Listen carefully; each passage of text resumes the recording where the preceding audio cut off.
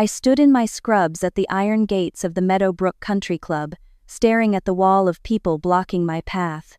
27 of them, I counted. 27 guests from my son's wedding, their faces twisted with something between pity and contempt. The late afternoon sun cast long shadows across their designer dresses and tailored suits, making them look like sentinels guarding a fortress I was no longer welcome to enter. Mrs. Hayes. Victoria's mother stepped forward, her pearl necklace catching the light. Diane Thornton. I'd met her exactly twice before today. I think it's best if you leave quietly. This is already difficult enough for everyone. My hands were still shaking. They hadn't stopped shaking since I'd peeled off my surgical gloves 40 minutes ago, since I'd run through the hospital parking lot still wearing my scrub cap, since I'd driven 15 miles doing 70 in a 55 zone. The champagne-colored mother-of-the-groom dress I was supposed to be wearing was still hanging in my closet at home. Instead, I was here, in wrinkled blue scrubs, with someone else's blood on the hem, my hair a disaster, my carefully applied makeup long since cried off. Where is my son? My voice came out steadier than I felt. Where is Jonathan?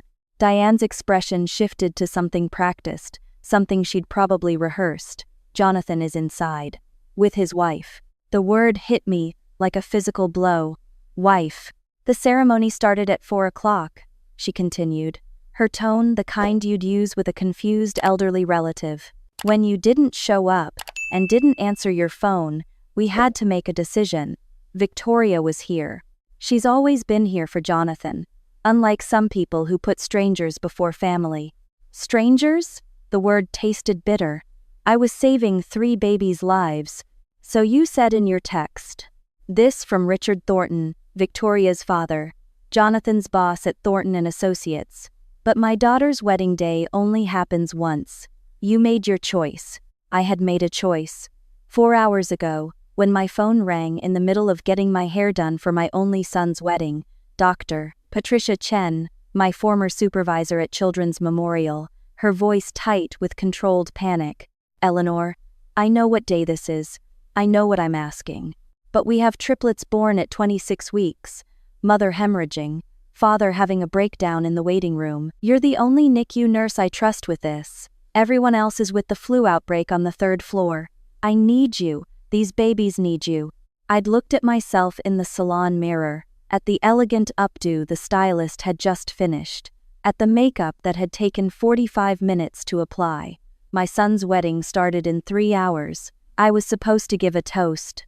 I was supposed to dance with Jonathan to What a Wonderful World, our song since he was 3 years old, and would stand on my feet while we swayed around the kitchen. I'll be there in 20 minutes, I'd told Patricia. I'd called Jonathan immediately. The phone rang 4 times before going to voicemail. I tried again. Voicemail. I tried Sophia, his fiancée. Straight to voicemail. I sent a text to the family group chat. Emergency at hospital. Triplets critical. Will be there as soon as I can. Start without me if needed. Love you all. Then I'd driven to the hospital, my beautiful dress forgotten, and spent the next 3.5 hours helping to save 3 lives. Baby A, a girl, 1 pound 14 ounces, wasn't breathing when she came out. I did chest compressions with 2 fingers while Patricia intubated. Baby B, a boy, had the cord wrapped around his neck twice. Baby C, another girl, the strongest of the 3, still needed immediate intervention for respiratory distress. Their mother, barely conscious, kept asking if they were alive. Their father, a kid himself at 19, sat in the corner crying into his hands. I held those babies, each one small enough to fit in my palm, and I watched their tiny chests rise and fall with the help of machines, and I knew I'd made the right choice. I'd made the right choice. But now, standing here at these gates with 27 people looking at me like I was an intruder at my own son's wedding, I felt that certainty waver. I need to see Jonathan, I said again, taking a step forward. The crowd tightened. Diane raised her hand like a traffic cop. Eleanor, please don't make a scene. The reception is in full swing. Jonathan and Victoria are having their first dance. Your presence would be disruptive. Disruptive? My voice rose despite my best efforts. I'm his mother. You were supposed to be here at 2 o'clock for photos, said Cheryl, my sister-in-law, stepping forward from the crowd. My own brother's wife, who I'd known for 32 years, looking at me like I was something she'd scraped off her shoe. You didn't show. You didn't call. I texted. I sent a message to everyone. And when 4 o'clock came and went with no word, Jonathan was devastated, absolutely devastated. Cheryl's eyes were bright with something like vindication. Victoria's been by his side through everything these past 6 months. She was here when he needed her. That's what matters. 6 months. Jonathan and Sophia had been engaged for 18 months. What happened 6 months ago? Where is Sophia? I asked suddenly. Where is my son's fiancé? The crowd exchanged glances. Diane's smile took on a sharp edge. Sophia left the picture several months ago.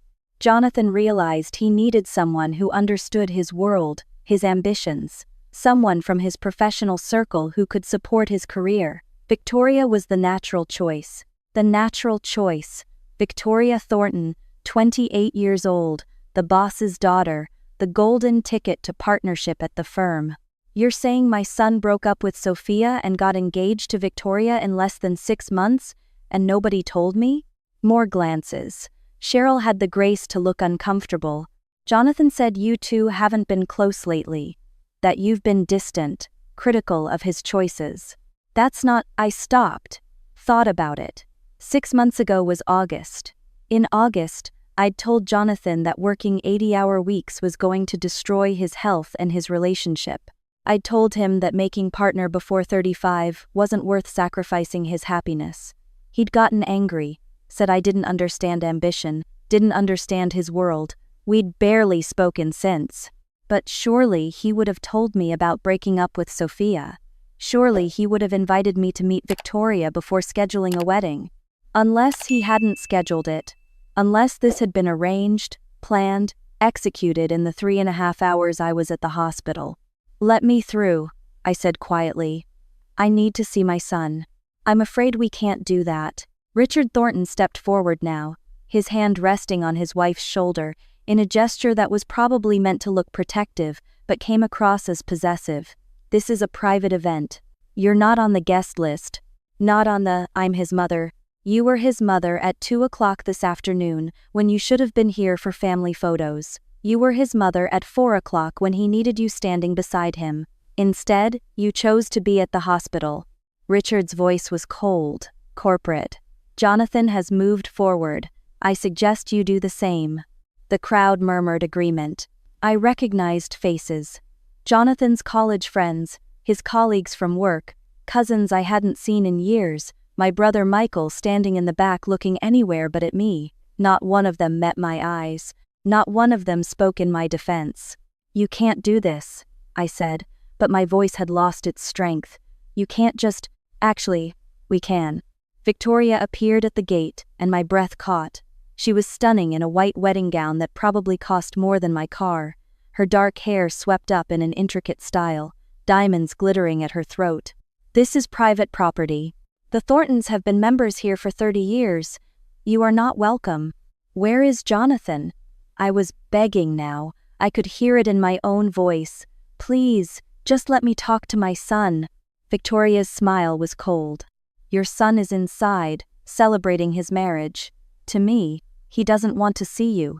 He made that very clear when he asked me to make sure security kept you out if you showed up. She turned to someone behind her, and 2 men in security uniforms stepped forward.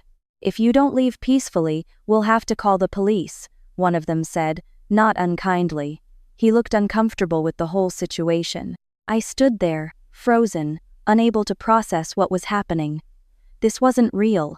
This couldn't be real. This was my son, my Jonathan, who I'd raised by myself after his father died when he was 8. Jonathan, who used to crawl into my bed during thunderstorms until he was 12. Jonathan, who I'd worked double shifts to put through private school, through college, through business school. Jonathan, who'd cried in my arms when his first girlfriend broke his heart. Who'd told me I was his hero when I graduated with my nursing degree at 43. That Jonathan wouldn't do this. He wouldn't get married without me. He wouldn't replace me like I was nothing. Eleanor. Diane's voice had softened slightly, but her eyes remained hard. You need to understand something. Jonathan has a future with Thornton and Associates. He's being fast-tracked for junior partner. These connections, these relationships, they matter. Victoria understands that world. She belongs in it. You. She trailed off, letting her gaze travel over my scrubs, my disheveled appearance. You don't. The implication was clear. I was an embarrassment, a liability, a reminder of Jonathan's humble beginnings, his dead father, his mother who worked with her hands and came home smelling like antiseptic and infant formula. I'd never been good enough for these people. And now, apparently, neither had my presence at my own son's wedding. I saved 3 babies today, I said, and I hated how my voice shook. 3 babies who would have died without immediate intervention. I'm sorry I wasn't here for photographs. I'm sorry I missed the ceremony. But I was saving lives. How noble, Diane said dryly. I'm sure those babies' families are very grateful, but you need to go now, Eleanor. This is over. I looked at the crowd one more time. 27 faces, closed and cold. My brother wouldn't look at me. Cheryl had her arms crossed. The security guards waited patiently. I was 62 years old, standing in blood-stained scrubs outside my son's wedding reception, being told to leave by strangers. I turned and walked back to my car. The drive home was a blur. I don't remember the route I took. Don't remember stopping at traffic lights or changing lanes. I just remember pulling into my driveway as the sun was setting, sitting in my car in the gathering darkness, and crying until I had nothing left. My phone had 17 missed calls, none from Jonathan, 4 from my brother Michael, probably calling to yell at me, 3 from numbers I didn't recognize, the rest from the hospital. I ignored them all and went inside. The champagne dress was still hanging on the back of my closet door, tags removed, ready to wear. The shoes I'd bought specially, dyed to match, sat in their box on the shelf. The speech I'd written for the toast was on my nightstand, 3 pages of memories and love and hopes for Jonathan's future happiness. I should have been dancing with my son right now. Instead, I was alone in my empty house, trying to understand how my entire world had collapsed in the space of 3.5 hours. I called Patricia Chen. She answered on the first ring. Eleanor. Thank God. I've been trying to reach you. The triplets are stable. All 3 of them. Baby A is breathing on her own. Baby B's vitals are strong. Baby C is going to need another few days in the NICU, but Dr. Morrison thinks she'll be fine. You saved them.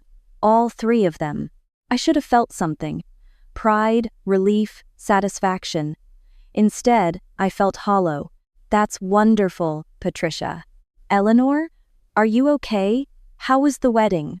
I need to go, I said, and hung up. I sat on my bed in my scrubs and looked at the dress and thought about all the choices I'd made in my life. Choosing to become a nurse at 38. Choosing to work night shifts so I could be home when Jonathan got out of school. Choosing to take the NICU specialization because that's where I felt I could do the most good. Choosing to answer my phone this afternoon when Patricia called. Had I made the wrong choice? The doorbell rang at 8:30. I almost didn't answer it. But old habits die hard. And I was still a mother, still someone who answered doors and phones and calls for help. Michael stood on my porch, and he looked terrible. Can I come in? He asked quietly. I stepped aside. He walked past me into the living room, the same living room where he and Jonathan used to play video games on Sunday afternoons, where we'd had Christmas dinners and birthday parties and game nights, where we'd been a family. I'm sorry, he said, not sitting down, standing in the middle of the room with his hands in his pockets like a guilty teenager. I'm so sorry, Eleanor. I should have said something. I should have stood up for you. Why didn't you? My voice was flat, emotionless. He rubbed his face. Cheryl said we needed to stay out of it. Said it was between you and Jonathan, and Richard Thornton. He's connected, Ellie. He has influence. Cheryl's nephew is trying to get into the firm, and she thought if we took your side, it might hurt his chances. So you chose business connections over family. I'm sorry, he said again, uselessly. Did you know? I asked. About Sophia? About any of this? He nodded slowly. Jonathan called me 2 weeks ago, said he was getting married. I thought he meant to Sophia, congratulated him. He said no, that was over. He was marrying Victoria. I asked when. He said soon. I asked if you knew, and he said. Michael stopped, swallowed hard. He said you'd been critical of his relationship choices, and he didn't want your negativity at his wedding. 2 weeks. They'd planned a wedding in 2 weeks. Why didn't you tell me? I thought he'd already told you. And then when I mentioned it to Cheryl, she said Jonathan had sworn her to secrecy, that you two were fighting and he wanted space. She told me to stay out of it, that you'd just try to talk him out of it. He looked at me, desperate for understanding. I thought you knew, Ellie. I swear I thought you knew. Get out, I said quietly. Eleanor, get out of my house, Michael. He left. I locked the door behind him and went to bed in my scrubs. I didn't bother changing. What was the point? I woke up at 3 a.m. to my phone ringing. Patricia Chen again. Eleanor, I'm so sorry to call in the middle of the night, but there's been a development with the triplets. I sat up, heart pounding. What's wrong? Nothing's wrong. But the father. He's been asking about you. He wants to thank you. And there's something else. Something I think you need to know. Patricia, I really can't. The mother's name is Sarah Hayes. I went still. Hayes, like me. Common enough name. Probably a coincidence. Eleanor, she's been asking for you too. She keeps saying she knows you, that you're family. I don't know anyone named Sarah Hayes, I started. But even as I said it, something was stirring in my memory. Sarah. She showed me a picture, Patricia continued gently, from her wallet. It's you and her, maybe 15 years ago. She says she's your daughter. The room tilted. I had a daughter. Had. Past tense. Sarah Elizabeth Hayes, born when I was 23, given up for adoption when I was 24. A decision made in desperation and heartbreak and impossible circumstances. A daughter I'd held for 6 hours before signing the papers, whose face I'd memorized, whose absence I'd felt every single day for 38 years. I'd tried to find her when she turned 18. The adoption agency told me she'd checked the box declining contact. I'd respected that choice, had carried that rejection like a stone in my chest for 20 years, had never told Jonathan about his half-sister, had never told anyone except my therapist and my priest. And now she was at Children's Memorial, and she'd just given birth to triplets at 26 weeks, and I'd spent 3.5 hours saving her babies' lives without knowing they were my grandchildren. I'll be there in 20 minutes, I heard myself say. I drove through the empty streets in my scrubs, and this time I knew exactly what route I was taking.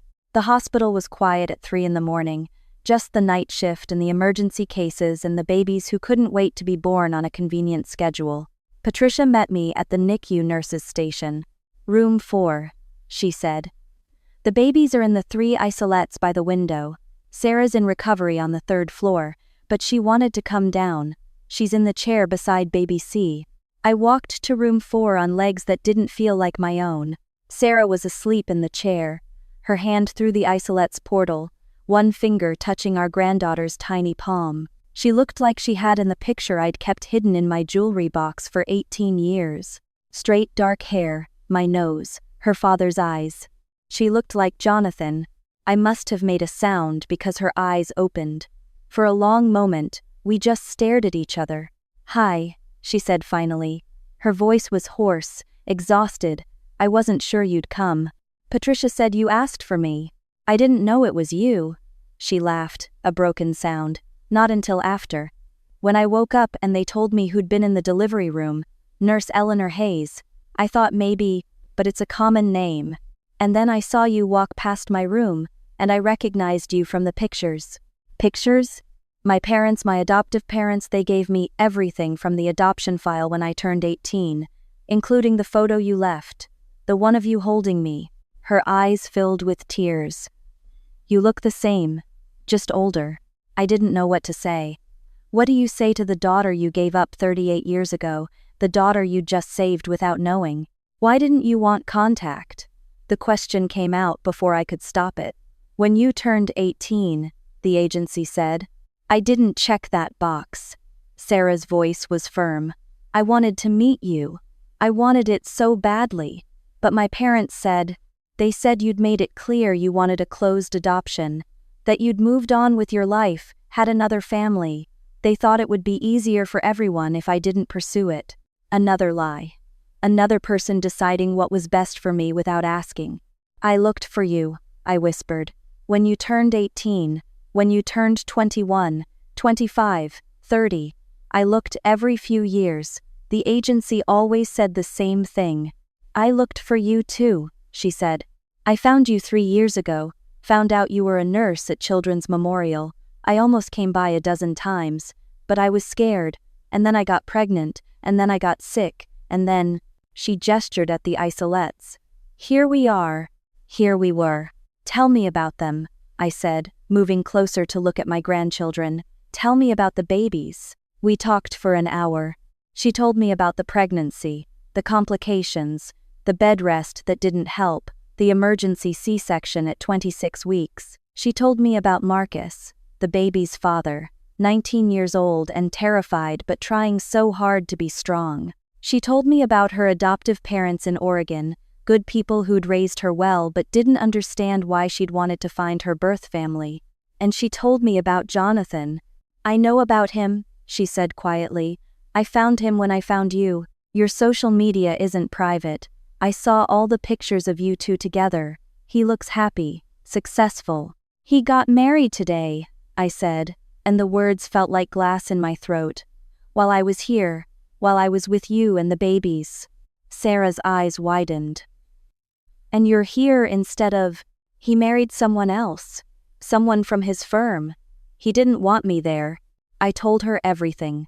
The phone call from Patricia, the missed ceremony, the crowd at the gates, the humiliation, the rejection. By the time I finished, she was crying, and so was I. I'm sorry, she said. I'm so sorry. If I hadn't, don't. I reached through the isolate portal and touched baby C's hand, the same way Sarah had been doing. You didn't do anything wrong. This is on Jonathan, and on me, for not seeing who he'd become. What are you going to do? I don't know.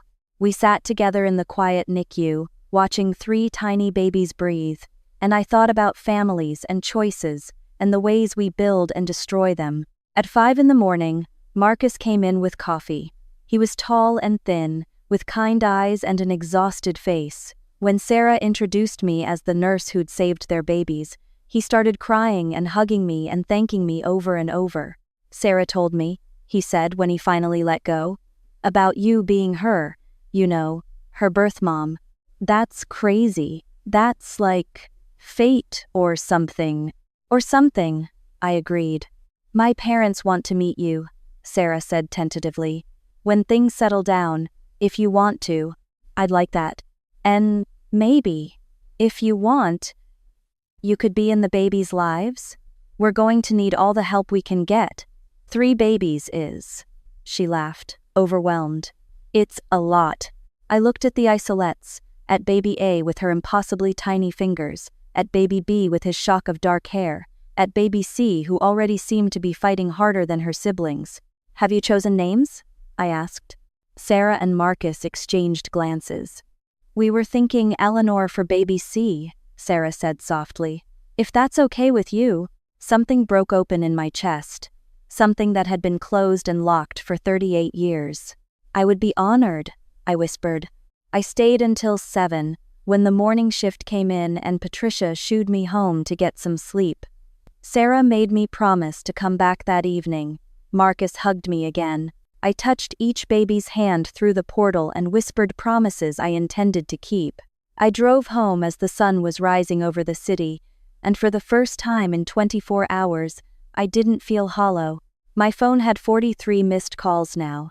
Still none from Jonathan, but I didn't care anymore. Let him have his society wedding and his fast-track partnership and his new family that understood his world. I had found something better. I had found the family I'd been missing for 38 years. I slept for 4 hours, showered, changed into real clothes, and drove back to the hospital. The triplets were all stable. Sarah was recovering well. Marcus's parents had arrived and were so grateful they kept trying to give me money, which I refused. That night, I stayed until midnight, just watching the babies and talking to Sarah about everything and nothing. She wanted to know about my life, my work, my favorite books and movies. I wanted to know about her childhood, her education, her dreams. We were strangers, but we weren't. We were family. 3 days later, Jonathan finally called. I was at the hospital, sitting beside baby A's isolette while Sarah napped in the recovery room. His name appeared on my screen, and I stared at it for a long moment before answering. "Mom." His voice was tight. "We need to talk." "Hello, Jonathan. I heard you've been spending time at Children's Memorial. With some girl who had triplets." "Some girl, not your daughter, not my half-sister, some girl." "Sarah," I said calmly. "Her name is Sarah." "Right. Victoria's mother mentioned that someone saw you there. Apparently you've been there every day for a week. People are talking, Mom. They're saying you're avoiding me, that you're making some kind of statement." "I'm not avoiding you, Jonathan. I'm spending time with my grandchildren." Silence. "Your what?" "Grandchildren. Sarah is my daughter, the one I gave up for adoption before you were born. The triplets are my grandchildren, your nieces and nephew." More silence. Then, "You had another kid?" "Yes." "And you never told me?" "It wasn't something I talked about." "But, you'll drop everything for her?" His voice rose. "You'll miss my wedding, humiliate me in front of my wife's entire family, but you'll spend every day at the hospital with some stranger?" "She's not a stranger. She's my daughter." "I'm your son. I'm the one who was there. I'm the one you raised. And I love you," I said quietly. "But you made it very clear at your wedding that you didn't want me there. Your wife's family made it clear I wasn't welcome, so I left. You could have tried harder. You could have fought to get in. Would you have let me in?" Silence again. "Jonathan," I said, keeping my voice steady even though my hands were shaking. "You got married without me. You chose someone I'd never met over the woman you'd been engaged to for over a year. You let me be humiliated at the gates by strangers. And now you're angry because I found someone who actually wants me in their life? This isn't about Mom. You don't understand. Victoria and it's complicated. The firm, my career, it all. I understand perfectly. You chose your career, your connections, your new family. And that's fine, Jonathan. But I'm choosing mine too. So, that's it? You're just gonna replace me with this girl?" "I'm not replacing you. But I'm also not going to wait around hoping you'll decide I'm good enough for your new life. I have 3 grandchildren who need me. I have a daughter who wants to know me. That's where I'm choosing to put my energy right now." "Mom, congratulations on your marriage, Jonathan. I hope Victoria makes you happy." I hung up before he could respond. Baby A stirred in her isolette, her tiny face scrunching up. I reached in and gently stroked her cheek until she settled. She was off the ventilator now, breathing on her own, gaining weight. "Doctor Morrison said all 3 babies would probably be able to go home in 6 to 8 weeks. Home with Sarah and Marcus to the small apartment they were renting in Queens. Sarah had already asked if I'd help with the babies.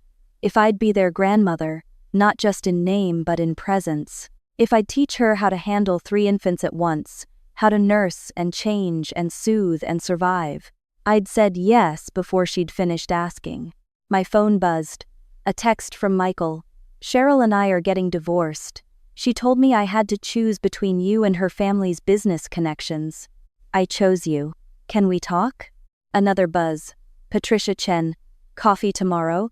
Want to discuss coming back to work part-time. We need you." Another. Sarah. "Marcus's mom made too much soup. Come for dinner? The babies miss you." I smiled and texted Sarah back. "I'll be there in an hour." As I was leaving the NICU, I passed a window that looked out over the city. Somewhere out there, Jonathan was living his new life, with his new wife and his new family. Somewhere out there, the Meadowbrook Country Club still stood, site of a wedding I hadn't attended. But here, in this hospital, 3 babies were breathing. Here, a daughter I'd thought lost forever was waiting for me. Here, a family was being built from broken pieces and second chances. I had been given up for dead by one child and found by another. 6 months later, I stood in Sarah and Marcus's apartment, holding baby Eleanor, while Sarah nursed baby James, and Marcus walked baby Rose around the living room. The apartment was chaos, bottles and diapers and burp cloths everywhere, but it was also full of love. My phone rang. Jonathan's name appeared on the screen. He'd been calling once a week for the past 3 months. I'd been answering about half the time. Our conversations were stilted, careful. He'd met Sarah once, awkwardly, at a coffee shop. He'd seen the babies through the NICU window but hadn't held them. This time I let it go to voicemail. "Everything okay?" Sarah asked. "Everything's fine," I said, and I meant it. Baby Eleanor opened her eyes and looked up at me, and I saw my own eyes looking back. I saw Sarah's determination and Jonathan's stubbornness, and something new, something that belonged only to her. "Hi, sweetheart," I whispered. "Your grandmother's here. And I'm not going anywhere. People who love you don't replace you. And when they try, you find the people who never would. You find your way home to the family you were always meant to have, even if it takes 38 years and 3 miracles to get there."